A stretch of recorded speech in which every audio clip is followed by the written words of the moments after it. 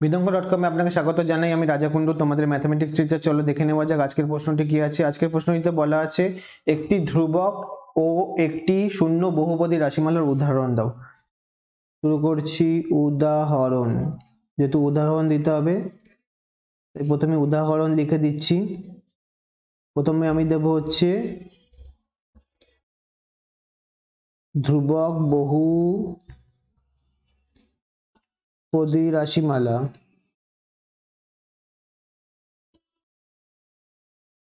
সেটির অপশনটি হবে 10। ধ্রুবক বহুপদী রাশিমালা হলো 10। দ্বিতীয় ক্ষেত্রে যেটি চেয়েছে শূন্য বহুপদী রাশিমালা।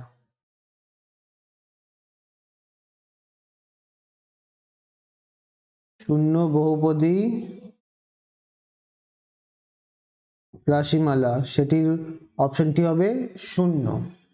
ধ্রুবক বহুপদী রাশিমালা অপশন হবে 10, শূন্য বহুপদী রাশিমালা অপশন হবে 0।